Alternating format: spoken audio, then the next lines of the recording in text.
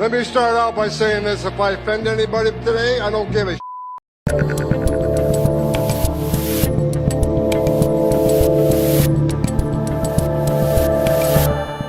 Tom Homan, you speak for all of us. Hello, I'm Dave Rubin. This is the Rubin Report. It is July 9th, 2025. We are live streaming on Rumble, YouTube, and Locals. Hit the subscribe button, please. Thank you very much. We also have a newsletter if you'd like to join us. A lot of interesting insider things going on over there at daverubin.com/newsletter. And yes, ladies and gentlemen, there is a lot going on in the world right now. So we are just going to dive in, whether it is the sheer and utter lunacy of the Democrat Party, which has now just become a complete cacophony of communist crapola, whether it's some of the craziness going on as it pertains to the deportations and ICE. We'll have a little bit more on the Epstein developments, a couple Trump wins, and maybe the West has a chance. I think the West has a chance. Maybe it's the summer, post July 4th. I feel like everything's going to be okay. I like the country. I'm going to keep fighting for it. I don't know. Let's just see what happens. But let's start right here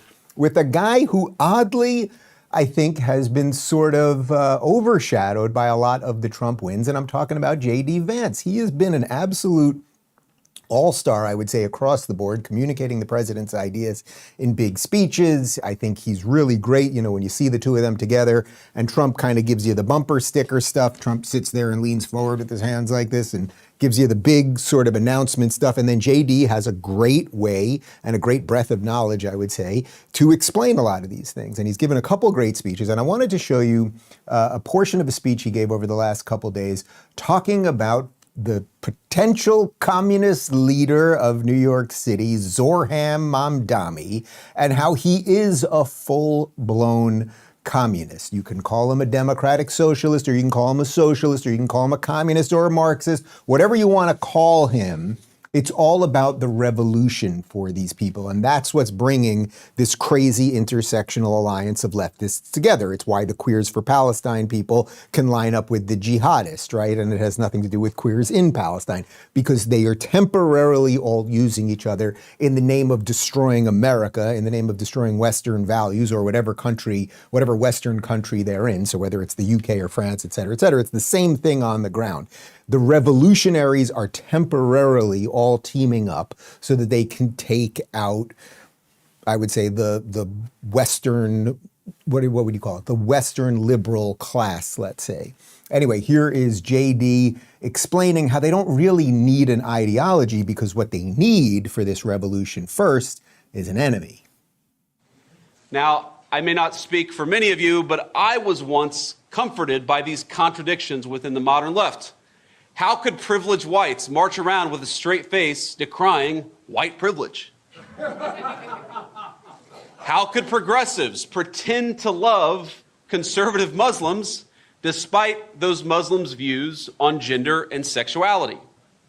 But the answer is obvious if you think about it, and it's a very, very dangerous and very sad answer. The radicals of the far left, they don't need a unifying ideology of what they're for, because they know very well what they're against. What unites Islamists, gender studies majors, socially liberal white urbanites, and big pharma lobbyists, it isn't the ideas of Thomas Jefferson or even of Karl Marx. It's hatred. They hate the people in this room. They hate the President of the United States. And most of all, they hate the people who voted for that President of the United States in the last election in November. This is the animating principle of the American far left. They are arsonists, and they will make common cause with anyone willing to light the match. And that's why Mamdani himself is such an appealing instrument to the left. He captures so many of the movement's apparent contradictions in a single human being. Yes, he does. And right there, you can explain or you can see why JD is, I would say, has become such a good explainer of all this stuff. As I said, he's sort of overshadowed because there's been so many all-stars in this administration that are out there all the time, whether it's Marco or whether it's Stephen Miller, obviously RFK, Tulsi, et cetera, et cetera. But anyway, to the point of what he was talking about. So if you have this group, right, we see this all the time. We show you all of these videos of what's happening in our streets and happening across Europe. And you see these protesters and none of it really makes sense, right? You know they are not really all in on it together. They're all kind of using each other temporarily. Now, I would say the really smart ones in this are the jihadists, the Islamists, because they are the ones that will fully use violence at the end once they have either attained power or when they're on the precipice of power, and they will somehow be able to take out the genderqueer furries. Oh, but please, I was with you on this. And it's just not going to end well for you guys. Like, that's how it's going to be. But they are all in it for the revolution, and Mamdani now represents that perfectly. His largely made up bio, which we'll get into, all of the time-tested, horrific communist ideas that all of our ancestors fled various countries from to come here so that we could live differently. Those are the things he's trying to usher in, but it's done with a soft focus and a little Vaseline on the lens and nice ambient music in the background because his mom was a Hollywood filmmaker, and they've really just pre-packaged this person. Now here's Mamdani back in April on the street being questioned by Crackhead Barney. That's her name, Crackhead Barney. And Crackhead Barney is actually a much better journalist than anyone I've seen at CNN or MSNBC in years. Crackhead Barney asks Mamdani if he would claim African American status. Enjoy. What are you? Are you Arab, Indian? What are you? You look ambiguous. You look weird. You look weird. What the are you? I'm an Indian, Ugandan, New Yorker. Okay, so you're African American. So would you claim the African American status like Elon Musk? No, I would not. Why not? Status. You're African, but you're African, right? I knew you grew up there. Your middle name is Kwame. I am. I'm proud to be Ugandan. But, okay. But I think that is misleading. So would you claim the African American status like Elon Musk? No, I would not. Why not? Status. You're African, but you're African, right? I knew you grew up there. Your middle name is Kwame. I am. I'm proud to be Ugandan. But, okay. But I think that is misleading. And were the Indian Ugandans colonialists, or did you come happy? Did you come to up, or did you come in peace? We came in peace. And I know your father's a professor. My father's a professor. My family came from Gujarat to Uganda about 200 years ago. So the caste system, what are you? Like Brahmin? Are you like are you like untouchable? What are you? You look a little light-skinned. I'm somewhere in the middle. Okay, so you're a piece of She is fantastic. That, you know what? Have we ever hired a correspondent on the Dave Rubin show here? I was about to say the Daily Show. I want that woman, whatever she wants to be paid, we're hiring that woman. So he's an Indian Ugandan. Both of his parents are from India. I love how she gets into the caste system, the skin color, all of that stuff. But basically, in essence, she's saying, are you African American? Like, would you use blackness, even though your parents are both Indian? Would you use blackness to your advantage if you needed to? And he basically punts the question no, and it's his fake smile, and everything about him is fraudulent. And that chick in a bikini is a better journalist than anyone on network television. Anyway, as you know, we covered it the other day. When he was applying to Columbia, as ethnic group, he put Black non-Hispanic, which the only way you might be able to argue that is that because he lived in Uganda, even though he's Indian, his parents are both from India, but Uganda is in Africa, but he claimed to be Black. So to the JD point, these people the lies are all part of it. Everything is for the revolution. While they'll claim you're racist, while they will gladly discriminate against you if you're an Asian trying to get into a school, or a Jew, or a white person trying to get into a school, they will use those exact things to enrich themselves, right? So it should not surprise anybody that he's pretending to be Black. Put it up one more time. Ethnic group decision, Black, non-Hispanic. That's what he pretended to be. He's not. His parents are both Indian, okay? And they lived in Uganda. That's just fine. That doesn't make you Black. If I take a vacation to the Caribbean, I'm not suddenly Caribbean, okay? That's not how it works. And of course, this is exactly what Elizabeth Warren did, right? Elizabeth Warren, to get a job at Harvard, pretended she was Native American, and it turns out she's 1/164th Native American, which is less Native American than most other Americans. But this is what they do. And here he is. This is one of his campaign ads. It's in another language,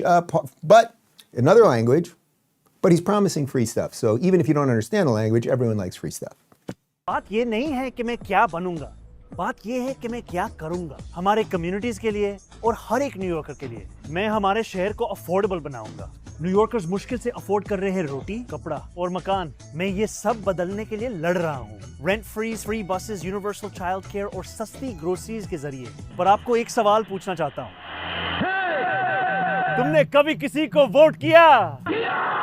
Again, this is the shit that all of our ancestors fled. Big governments controlling everything. The fact that he's doing it in another language, maybe it's cool for the base, like he's exotic and ethnic, he's Indian and black, but it's pandering, drivelous nonsense. And of course, notice he never says how he's going to do it. How are you going to do all these things?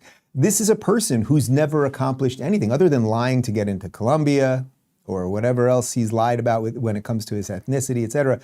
No one, I posed the question the other day and I looked in the comments because I would love for you guys in the comments to comment on Locals, YouTube, wherever, Rumble, whatever. Show me somebody who has actually used progressive principles, who has used woke principles, who has used the principles of intersectionality and putting identity above meritocracy. Show me someone who's built a business, a successful business doing that. We know that it eventually leaks into businesses and destroys them, places like Disney, much of corporate America, much of our news organizations, et cetera, et cetera. But why is it that they can't use those principles to build anything? They can only use those principles to burn things down, much like the way they're using those principles to all ally with each other for the revolution, which, as JD points out, is only here to destroy Western values. Here's Zohran. If you don't think this guy's a complete fraud, again, parents are both Indian, pretending he's black. Here he is in 2016 admitting that he got a job on Disney's Queen of Katwe because his mom's in the biz. So nepotism's okay for these people. Zohran Mamdani, thank you so much for joining us, and welcome to South Africa. You're very welcome. It's a pleasure. A lot of people are afraid of the word socialist, and a lot of people have misconceptions about what it means. I'm a democratic socialist. I actually created a playlist for Mira, who also happens to be my mother. Nepotism and hard work goes a long way.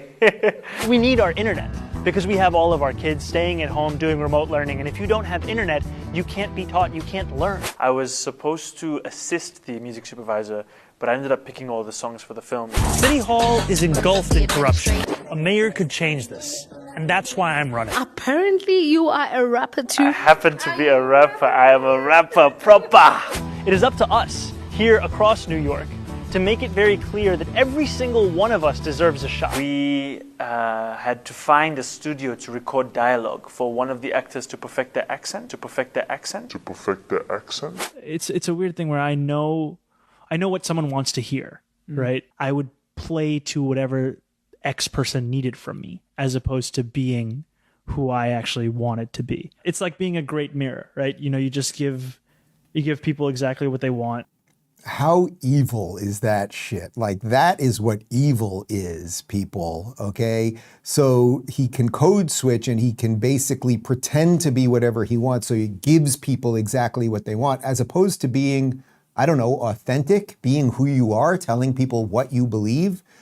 When I do accents on this show, it's not because I've magically turned into an Indian and I'm not suddenly Indian, so I'm pandering to the Indian people. Or when I talk like Bernie Sanders, I'm not suddenly some old socialist choking on Mussolini. I'm making fun of these people, but they do it to, apparently he's admitting it, they do it to trick the average moron who is a progressive into thinking they're more like, he talks like this and he's eating like this and I must vote for him because of this. Completely insane. And speaking of completely insane, he also wants to empty jails because violence is an artificial construct until you get punched in the face, and then you kind of realize it's Oftentimes, we've even found as legislators, when we go into these courts, the term violent crime is even used when people are stealing packages. Violent crime is even used when people are accused of burglary and there happens to be a housing unit in that same dwelling. So violence is an artificial construction. And we have to be very clear that what is happening here with these district attorneys, that is violence. That is violence of the highest degree. The district attorneys are doing violence, not the people who are stealing the things or going into the housing units and grabbing stuff that's not theirs. It's an artificial construct.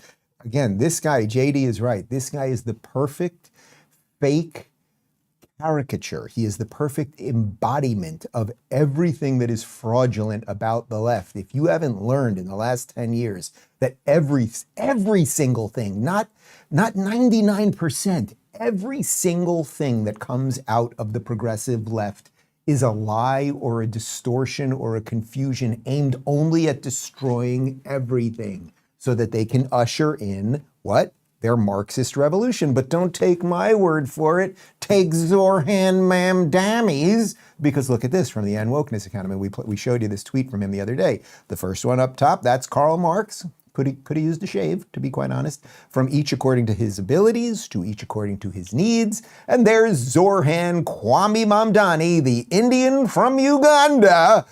Each according to their need, each according to their ability. I like how he took out from, so then he wasn't blatantly plagiarizing. Okay. We also showed you this one yesterday, just to show you the true radical nature of this guy. This is Mamdani back in 2020. This is 2 years after he gained citizenship to the United States. There he is in the middle of COVID, so he was wearing a glove. I assume COVID was going through the hands. I don't really remember much of those years.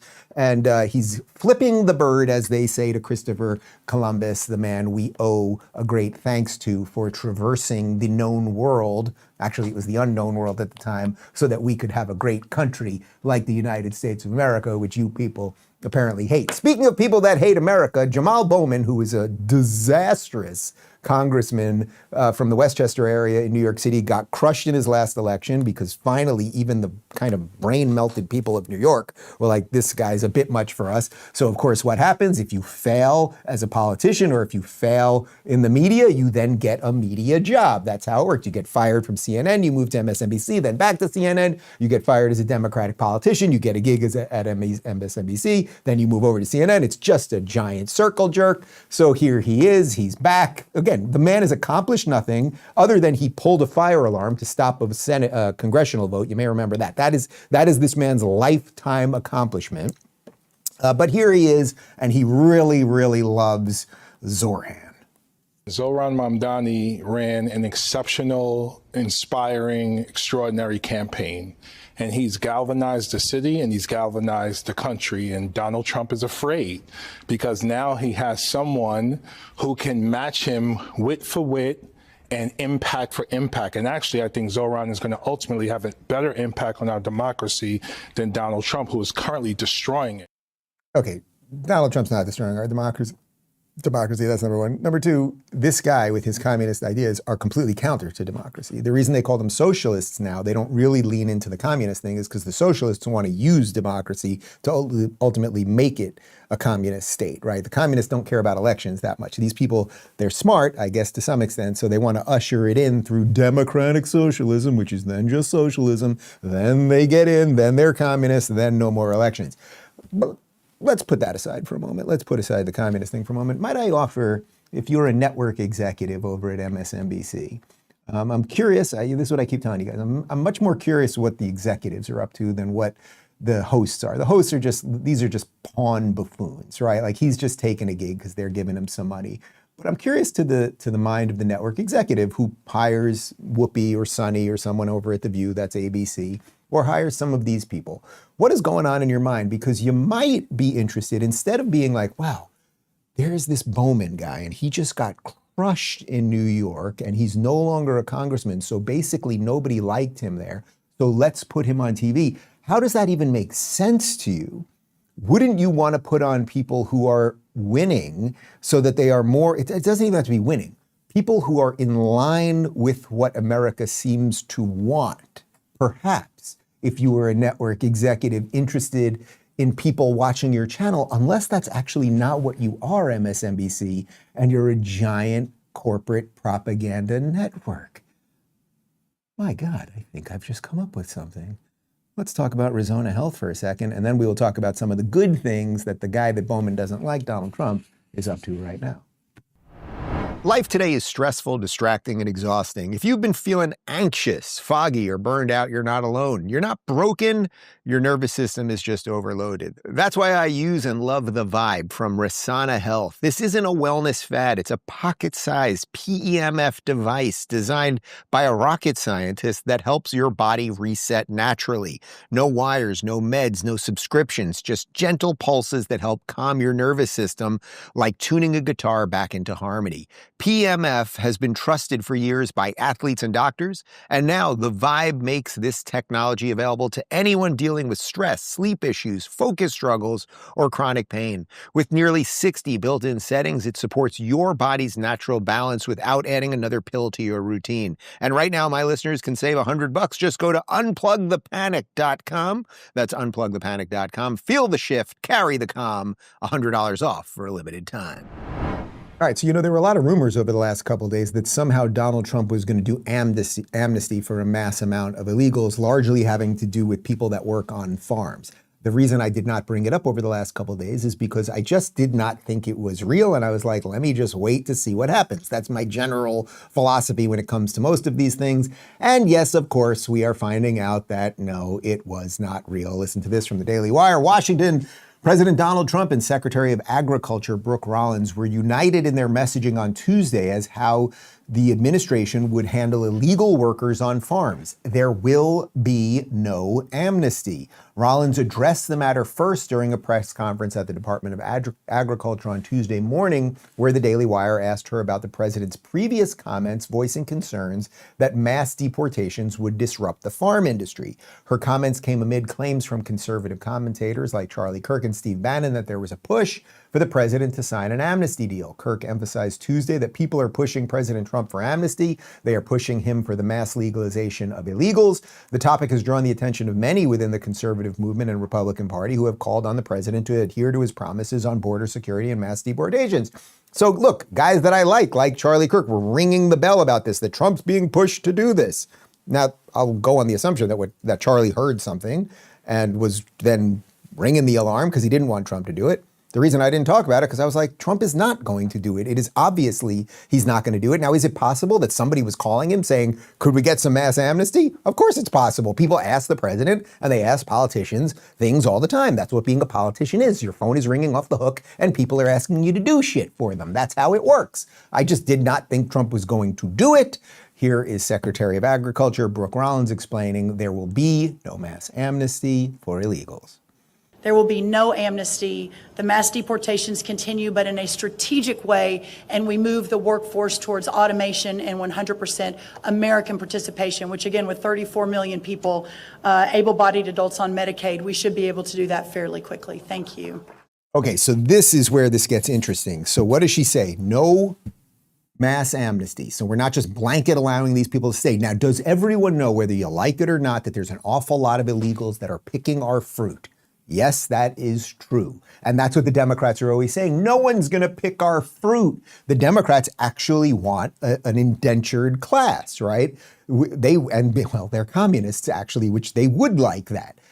They want a certain set of people that will just come here and do the jobs no one else wants. Now, as I've said a billion times, we are on the verge of an AI technological revolution. We already have robots and mechanized machines that are out in the fields picking fruit and doing all sorts of stuff. And as AI becomes ubiquitous, as these things become cheaper, as technology advances, there will be no need for even one single person, legal or illegal, to be picking fruit. If that's not a job that some people probably want to do it, and it's a perfectly fine job, and it's an honorable way to make a living, which is more than what most, say, Democrat politicians are up to.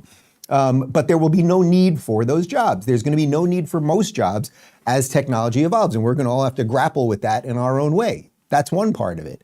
But the idea that we would just allow these people to be here, right? So the Democrats, what did the Democrats do? They let all these people in, and then they said, we need them to pick our fruit, yet they know the revolution, the technological revolution is coming. They want the other revolution, but they know the technological revolution is coming. So then what were they going to do? What was their plan once, say, I don't know, 30 million people suddenly don't have jobs anymore because the robots took over? Well, then you'd put them on the government dole, you'd give them stuff, I don't know, maybe universal basic income, and they will be Democrats forever. You might think that's awfully cynical. What a cynical way of looking at the Democrats. But show me something that's more obviously true than that. And that really is the issue. She also makes the point that it's not only automation, but that there are 34 million people who are receiving Medicaid benefits that can work. So maybe they should work. And then they would also have to, I know the Democrats didn't want this one either, they would have to twice a year check in and make sure that you're working to get government benefits. Would you just call the government twice? Anyway, you get it. Here's Trump talking about how that they will give the farmers the people they need, but they are not giving them amnesty. Toward an American workforce. So all of the above. We want to give the farmers the people they need, but we're not talking amnesty. Okay, so look, that's a quick one-liner from him. I don't know exactly what he means by that, like give the people they need. Now, does that mean helping encourage people who are currently getting benefits and or who are unemployed, let's say, getting some of those jobs, retraining people, possibly? I think it's also possible that when he says people, he actually means getting the help. Right? So like we'll get them the help they need, and the help they need might be, I don't know, it could be something like government subsidies to allow farmers to buy equipment that can do these jobs more cheaply. That would be fine with me. But the issue here really about allowing all of these people to come in and then putting all of these people on the dole, and then at the same time, just go back to the JD thing, to have this alliance of people who don't like this country very much and have all come together only to organize around that one principle. It's like, well, where does that come from? Well, I hate to tell you guys, the enemy's in the house. The bad guy on the phone, he's in the house. And the house, of course, is our places of quote unquote higher education. Look, we're going to show you a couple videos here that have been going mega viral over the last couple of days. First off, this is a professor at the University of Chicago, Professor Iman Abdul Hadi. And I don't think she likes the university that she's at very much, or the state she's in, or the country she's in, or Western values, or anything else very much. But don't take my word for it. The University of Chicago, it's evil. Like, you know, it's a colonial landlord. Like, why would I put any of my political energy into this space? And I kind of had a little bit of disdain for like people who spent a lot of time doing that. And the genocide really collapsed that and made me realize that two things. One is that, well, my students needed me. We don't have power. We can shift the moral authority all we want, and we've won the moral question. Like that was the imperative that we've had. Done, check. Like put Palestine in the national consciousness, we did it. You know, make people sympathetic to Palestine, teach the history, we did it. Like, why is that dumb bitch wearing a mask? Does anyone know? Is there something going around that I should know about? I'm in Florida. I haven't seen any. Maybe something's wrong with her mouth. She had oral surgery or something. So fuck the university that she works at. I don't know if I was, say, her boss. That would, if Connor, if you were caught on tape going fuck the Rubin Report, you can't come in tomorrow. That's how it would be. You know what I mean? So, but the bar is set so low with these people that she thinks she's being edgy while she has her mask on. Fuck the university that I'm at. Look at me. I'm a professor. And then also that she has to win these ideas with her students. What she wants to do is brainwash her students about a genocide in Palestine. It's all bullshit. But congratulations to anyone who sent your kids to one of these places. When the revolution shows up at your door and they burn your house down, it's going to be because of you. But it's not just University of Chicago.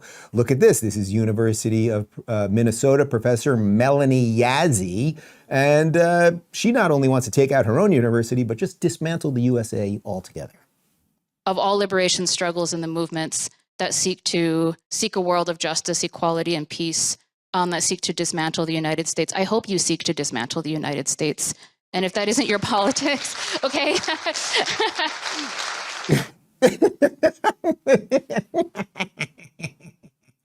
Go get a job at Gaza University, lady. Let's see how it goes for you over there with your little keffiyeh, and let's see with your revolutionary ideas. Let's see how the rapists of Hamas will teach you. But again, it's on you at some point. It's on you if you send your kids to this. But the reason I'm showing you that is because the point of all of those things is we wonder how all these bad things keep getting ushered into the country. And it's because, I guess to some extent, all of us, and I include myself in this, we all had our eye off the ball, right? We were going around, good, decent people were going around building things, living their lives, creating families, building communities and everything else. And these LARPing revolutionaries with a completely inconsistent set of ideas, as JD points out, they were really working at burning the whole thing down. And they are bizarrely, give the devil his due, they are getting bizarrely close to it. Now, what we don't want in the United States of America is for this to continue any further, because if it does, we will be like most of our Western European brothers, and they are not doing well right now, whether it's the UK or France or Belgium or Holland or any of those countries that we talk about all the time. Check this out. This is wild. This is a UK content creator. His name is Montgomery Tom, and he just went out on the street, seems like a totally nice guy. He just went out on a street holding a sign that says trans equals mental illness. That's it. Now, you may think that's a little over the top. You may not like that, whatever. But relative to some of the things that are happening on the streets of the UK, you would think that would be just fine. However, he was arrested. Anything that's sharp right. hurt me on my no, colleague. Currently I'm being arrested for expressing freedom of speech. I currently am wearing a sign which says that the trans flag, which is included in the Pride demonstration at great lengths, equals mental illness, which is greatly the case. That is why young people have been mutilated. That is why young people have been, and that's why the Tavistock clinic was closed down for mutilating young people. I'm now going to be searched. Apparently I'm provoking, apparently what I'm doing is harmful. I've done nothing wrong. I've exercised my right to demonstrate. I've exercised my right to protest. I've exercised my inalienable rights, God-given. The UK used to be free. Did you remember those times? But in lockdown, we didn't see that, did we? We saw the police behave horrifically. We see what the police are doing now? Cuffing me for what? Freedom of expression, freedom of speech, inciting nothing. I had calm, rational debates with people. I was not disrespectful. I love people. I'm a Christian. God, even that pathetic officer, the way he's putting the glove on while he's talking. Now, yes, they are your God-given rights. Unfortunately, I don't think in the UK they really respect God-given rights. In the United States, our founding documents, we cemented that shit. You guys did not, and you've abandoned it. Now, he was, you might say, well, it was offensive what he did. Okay, you're allowed to offend people. Free speech includes offending people. It didn't say kill trans people, right? He was talking about biological differences. And by the way, it was well within the norm of psychological practice that trans was a disorder. Even if you're 100, what have I said a million times? You want to live your life as an adult any which way you want and change your pronouns and do whatever the fuck you want to do with your body. Go ahead and do it. But it still is a psychological condition that right? Like if you are a 32-year-old man and you fundamentally, in your mind, beyond anything else, believe you are a woman, that's a psychological condition. That's what the guy's saying. He's also concerned about the fact that they're mutilating all these young kids and that there's a social contagion element to it and all of those things. Anyway, you're allowed to do that. That is fully within the rights of free speech. But that is the stuff that we are going to end up ushering in the same exact thing. You will start seeing that type of thing on the streets of New York City too, once these people attain power, because the UK is just a little bit further down the road to hell than we are. And ironically, this guy who puts up a sign, again, didn't say kill anybody or anything else. He's just laying out what he believes. Well, they never arrest these guys in London.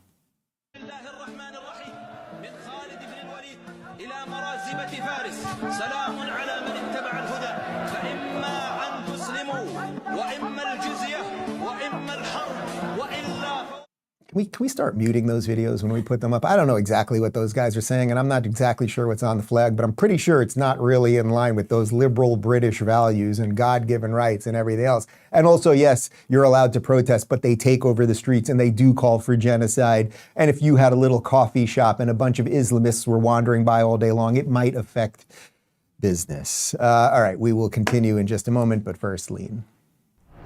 Have you heard of Caralluma? It's an edible cactus from India known for its appetite suppressant effects, and it's one of the key ingredients in a powerful supplement called Lean. If you've got bold weight loss goals but don't want to deal with injections, Lean might actually be what you're looking for. Formulated by doctors, Lean is the closest thing they've seen to the benefits of those popular shots without the needle.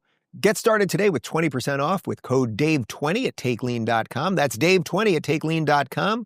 These statements have not been evaluated by the FDA. This product is not intended to diagnose, treat, cure, or prevent any disease. Okay, so I think we've done a halfway decent job today at illustrating some of the craziness and how it has appeared here via the political machinations of a guy like Zohran Mamdani, an Indian who pretends to be black and who's also a communist, or whether it is some of the gender stuff that you're being arrested for if you're in the UK, et cetera, et cetera. So what do the Democrats do? How do they do it beyond just indoctrinating young people? They always do it very effectively because they use emotion. And unfortunately, most people, I guess you could say, use more of their heart, which is easy to corrupt, than their brain. And that's what the Democrats have become masters of, which is why they're always crying. They think if they're crying, people will think that their cause is so just they must be the good guy. So here is evil lizard snake man, the devil incarnate himself. And this might be, since in that he is a reptile, this might be the perfect definition of crocodile tears. Here's Gavin Newsom tearing up as he promises to fight those mean ICE agents who are getting illegals who aren't supposed to be here out of the country. Day like today, I want folks to know we have your back, and we'll continue to come back and do what we can to protect our diverse communities, to protect the spirit that defines the best of this city and our state, and to push back against this cruelty,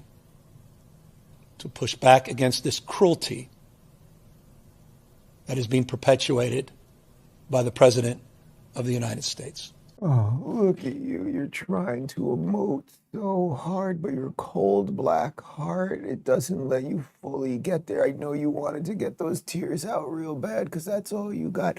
We're going to protect our diverse communities. No one's saying you can't have your diverse communities, but they can't include illegals. Why, Gavin Newsom, are you not worried about the people who elected you? You destroyed San Francisco and turned it into a zombie apocalypse. You have destroyed California.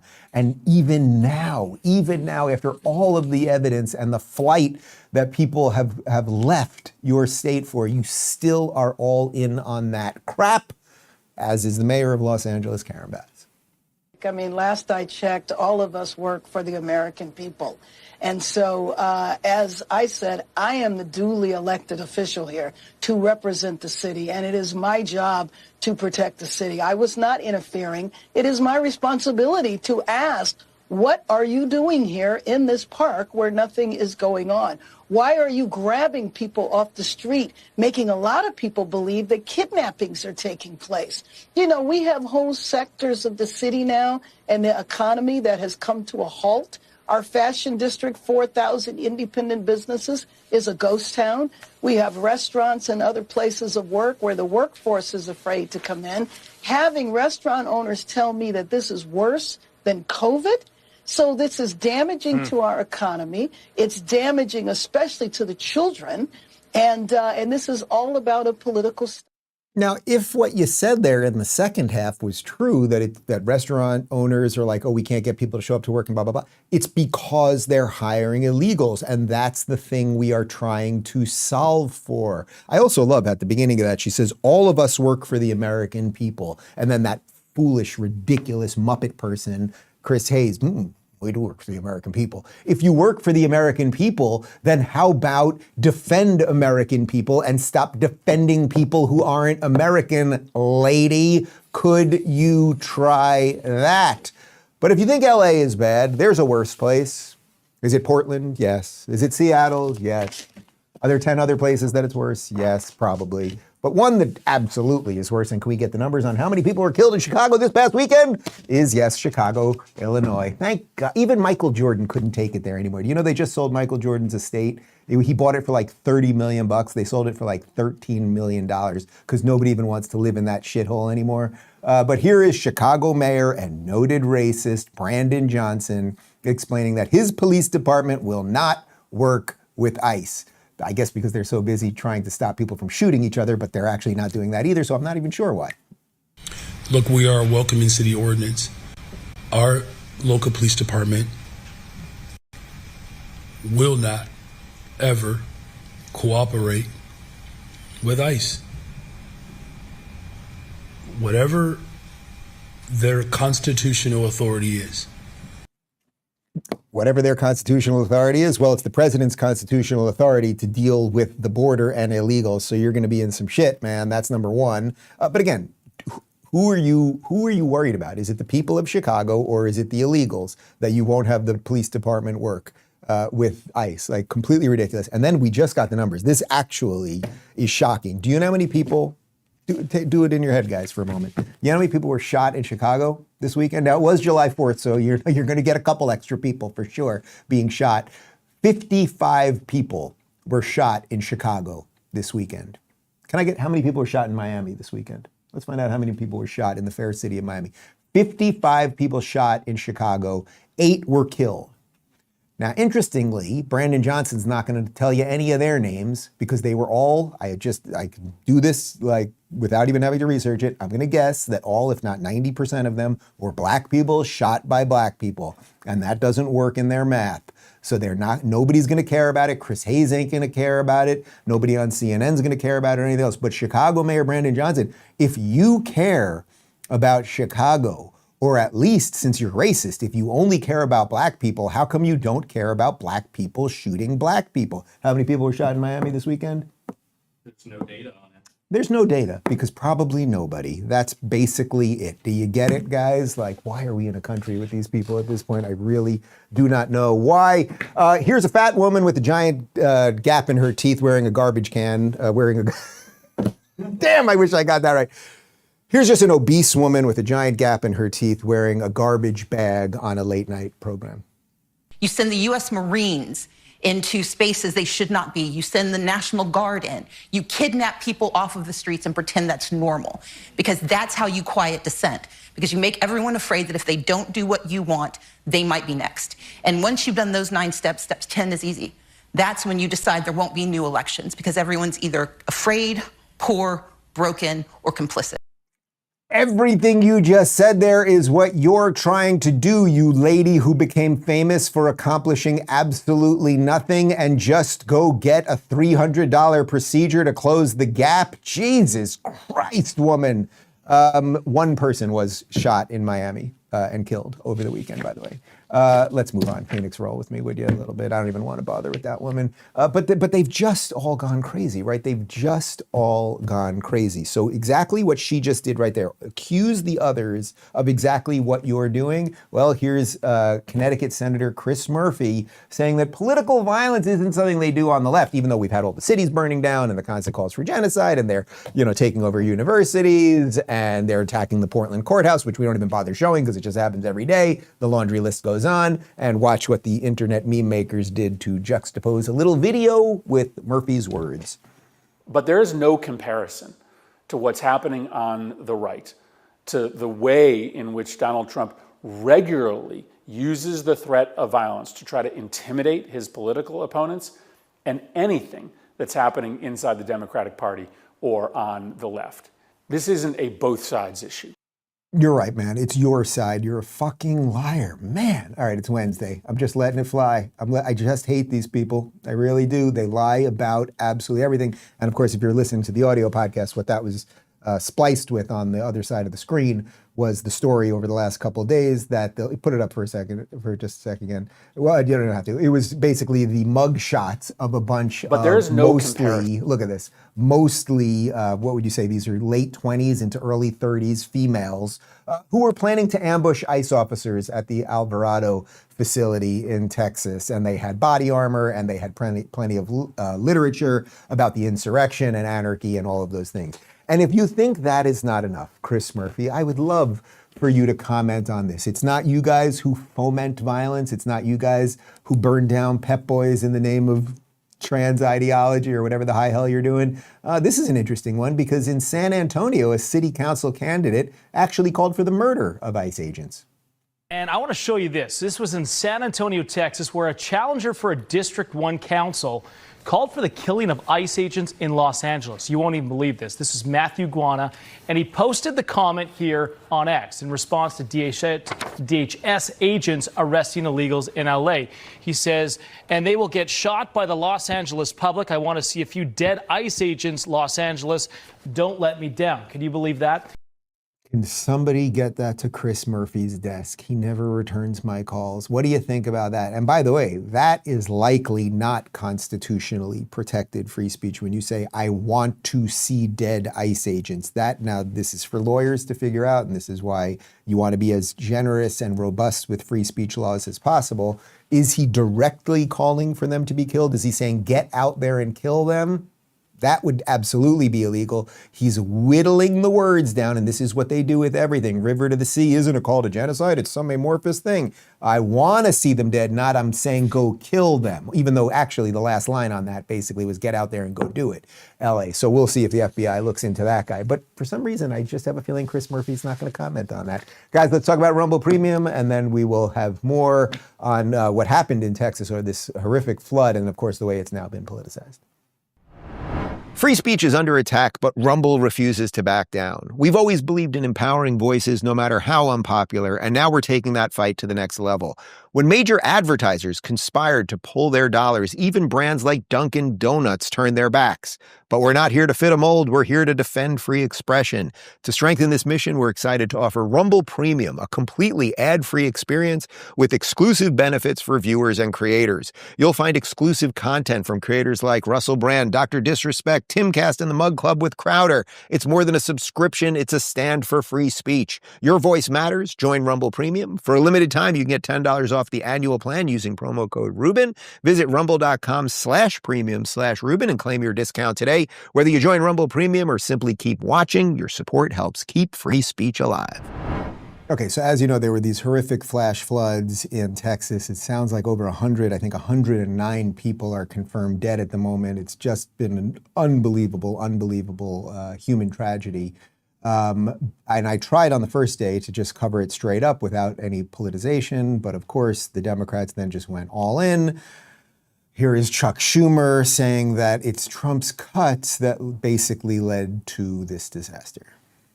Now, when a tragedy as devastating as the one in Texas occurs, the American people deserve to know what happened, what more could have been done to minimize the tragedy, and what we can do better to prevent this from happening again. And that means taking a close look at what went wrong, if anything, at the agency level. So yesterday I asked for an investigation into what role, if any, the administration's staff cuts to local National Weather Service stations played in preparedness and response. Okay, so there is zero, and I mean zero, evidence that anything related to Trump cuts or any other cut had to do with the disaster here. As a matter of fact, we showed you the AP image yesterday. The Weather Service actually had extra staffers. I don't need to read the entire thing again, but it turns out that normally they would have 2 forecasters on duty during clear weather. They had up to 5 on staff when this happened. So it's a complete lie, and of course this is what they do with everything. And here's a guy who fucked a Chinese spy. I do think as lawmakers we have a responsibility though to look at, did cuts affect the ability for folks on the ground and at the camp to have an earlier, better warning? But this is really going to, should we just attack government for government's sake? And for the last 6 months, we've seen an effort to undermine the hard work of government workers, whether it's air traffic controllers who keep planes from colliding in the air, or FEMA first responders who go into the harshest hit places in America. You could see Swalwell really wanted to cry there too. They want to emote very badly. Again, Eric Swalwell had sex with a Chinese spy who was working in his office. Her name was Fang Fang. It is well documented. Everyone knows it. And yet he's still a Democrat in Congress. Explain that to me. And of course, as to the content there, he's just lying. This had nothing to do with cuts. And as the AP even reported, there were more staffers. And it's also as if there were 17 more people there at the early warning system, at the office over there, that they would have stopped these insane flash floods. Like, They want more government, not because it actually does anything, but it's like a blanket for them. It's a safety blanket. It just makes them, well, we had a lot of people being paid an awful lot of money, so it can't be our fault. It can't be an act of God, because it was a lot of money that we took from some people to give to other people. Interestingly, here's Representative Wesley Hunt from Texas, a Republican, talking about how Trump actually shows compassion while the Democrats make everything about politics.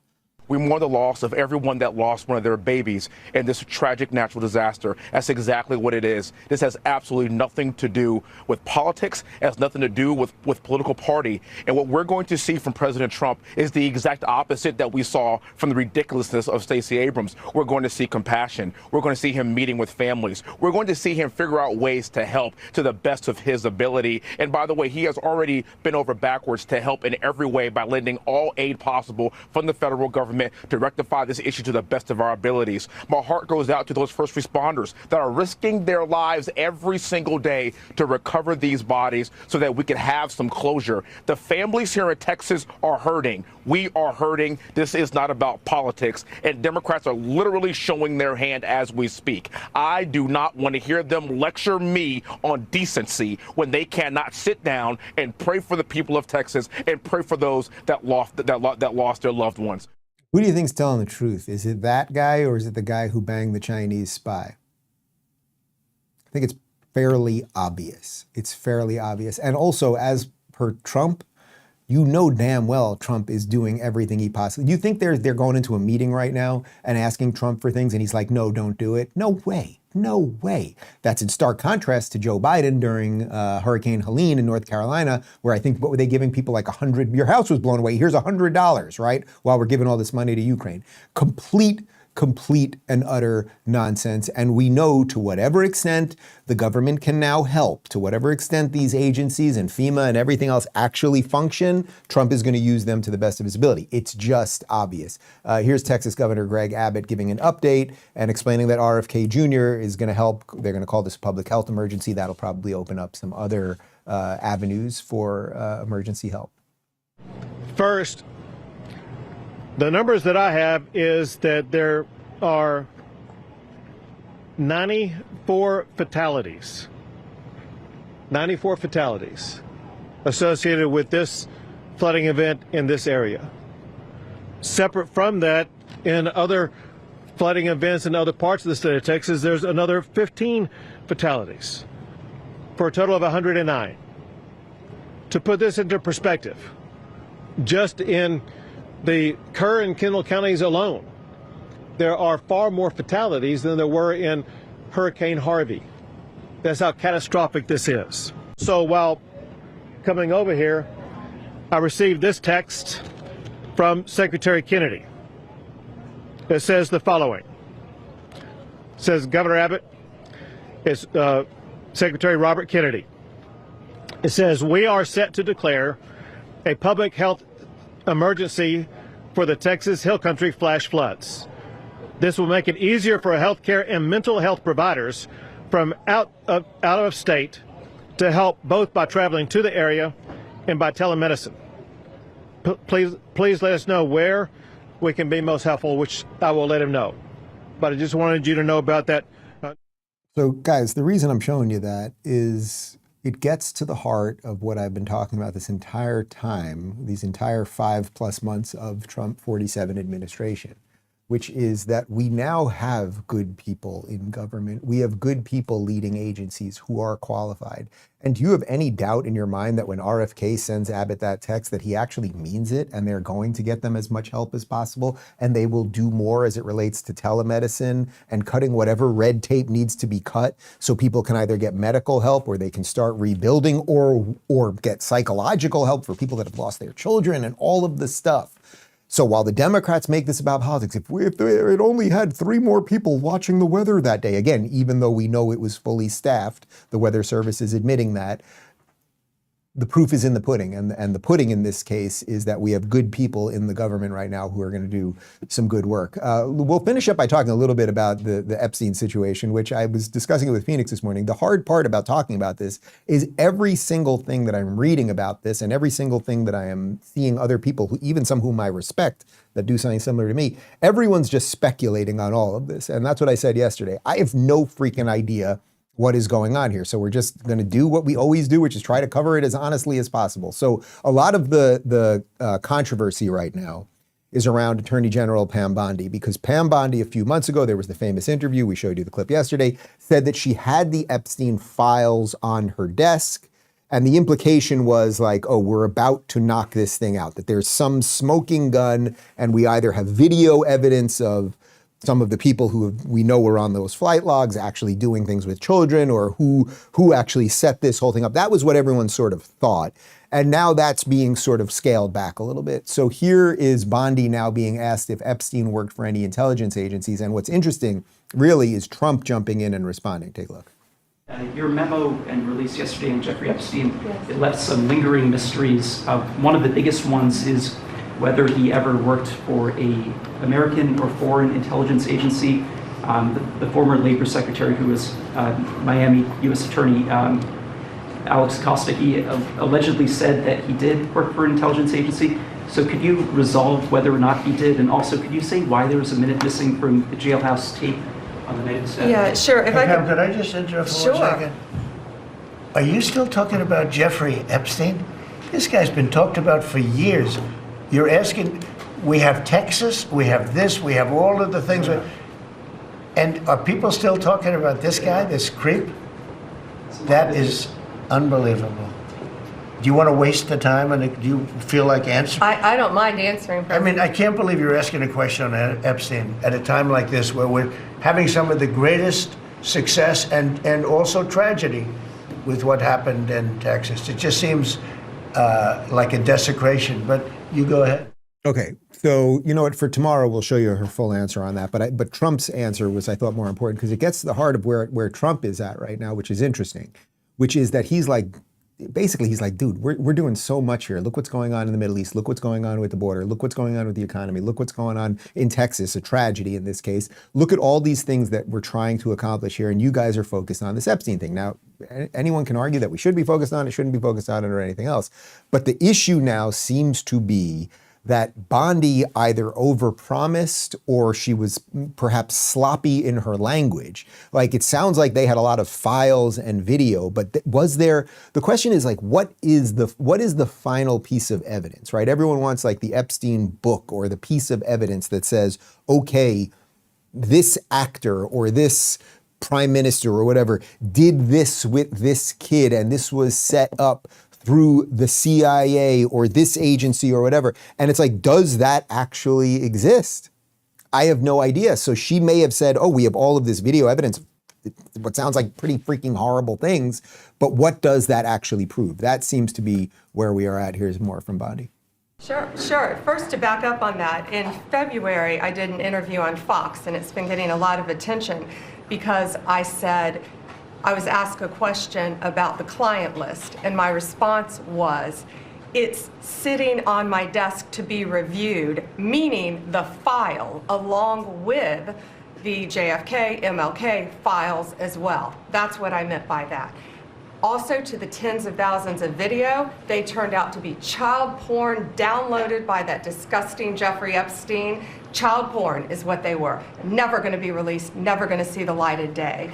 To him being an agent, I have no knowledge about that. We can get back to you on that. And the minute missing from the video, we released the video showing definitively, the video was not conclusive, but the evidence prior to it was showing he committed suicide. And what was on that, there was a minute that was off the counter. And what we learned from Bureau of Prisons was every night, they redo that video. It's old, from like 1999. So every night the video is reset, and every night should have the same minute missing. So we're looking for that video to release that as well, showing that a minute is missing every night. And that's it on Epstein.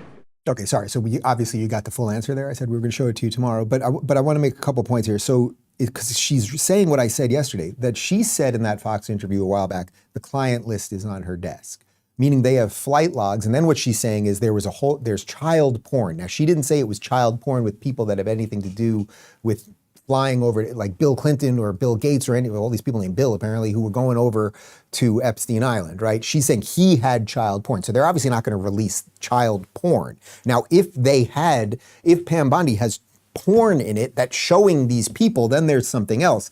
But I don't think that's what she said right there. She just said there's child porn there. That's one thing. So when she says it was on my desk, she meant the file was there, not some sort of smoking gun. That's one thing. Then as to the missing minute, look, this is exactly what I discussed with Glenn Beck last week. Either we trust these people or we don't, right? Like, I don't know Pam Bondi. I do know Dan Bongino. I don't know Kash Patel, but a lot of people I know really respect him. So either we're going to believe when they give us information, when Dan Bongino tells us certain things, or not. And if we don't, then either you're just swimming off in complete conspiracy theories, or you better have some concrete evidence of something. So if what she is saying is true, that basically every 24 hours, it's an old system, so it resets, and that's why it reset. If that's actually true, which again, I don't know. I don't know any more than you do. Then I guess it is what it is. Here's a little bit more about her you'll see two videos here, and people are trying to catch her on whether Epstein was either in these videos or some of the clients were in these videos, or it was just child porn. I mean, the whole thing is just so gross. There are tens of thousands of videos of Epstein with children or child porn. And there are hundreds of victims, and no one victim will ever get released. It's just the volume, and that's what they're going through. Also, to the tens of thousands of video, they turned out to be child porn downloaded by that disgusting Jeffrey Epstein. Okay, so do you see what people? So either he was in these videos, and the people that are on the plane logs, et cetera, were in these videos, in which case I don't think they should release the videos, but they could at least release the names of the people, right? That would make sense, right? So you're not gonna release child porn, obviously, but if the people that we are on the flight logs are in these videos, then to me, you would release those names. And then there's a criminal case. That doesn't need to be released to the public, but it would be released in court cases, and people would review it and be like, oh, there's that person we know banging a child, and this is a problem, and then you go after them. What she's now slightly changed that statement to is that there was child porn, I guess, on these computers or whatever other devices they had. Not that either he was in it or they were in it, that it was just child porn. It all just sounds ridiculous. So anyway, we'll just leave it at that. I'll keep covering as it comes in. I don't know, and I'm open to hearing what you guys think about this as much as anything else. But all right, let's end on something a little more positive than that, which is that some of these economic deals that we've been talking about the entire time, what did I say with tariffs? It was the line I got from David Sachs, which I thought was quite great. We'll just have to see where they land. Well, they are starting to land. Scott Besson referenced that over the last couple of days. And here he is talking about the amount of money that we are going to bring in by the end of the year due to tariffs. We've taken in about $100 billion in tariff income thus far this year, and that's with the tariffs, the major tariff not having started till the second quarter. So we could expect that could be well over $300 billion by the end of the year. We don't agree with CBO scoring, but for those who do, the CBO scored tariff income over the next 10 years at $2.8 trillion, which we think is probably low.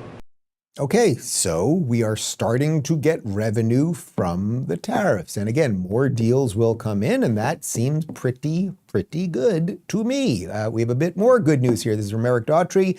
President Trump Federal Housing Director Bill Pulte allows Americans to use rent payments towards qualifying for a mortgage. This is a great idea, right? Like if you are paying your mortgage and every month, Phoenix, you can roll for me. If you're paying your mortgage if you're paying your rent, and you do it for months and months at a time, over the course of years, that could help you then build credit so that you could get a mortgage. That actually seems like a great idea to me. Phoenix, you got to roll for me. We can go through all that. We got it. Keep going. And we have a bit more More good news here. This from the Daily Caller. Breaking, the FBI has opened a criminal investigation into former CIA Director John Brennan and former FBI Director Jim Comey over potential misconduct in the Russia-Trump investigation. This also seems good, guys. Why was it that they twice impeached, tried to put in jail Donald Trump, tried to end his presidency twice, and did it have anything to do with Barack Obama and the people that he installed and James Comey and 8647 and what's going on with Brennan? There's a lot of questions there. So to wrap this all together, what are we up against, guys? We are up against a series of conflicting interests that actually have one thing in common. And the thing that they have in common is their desire to take us out. JD Vance.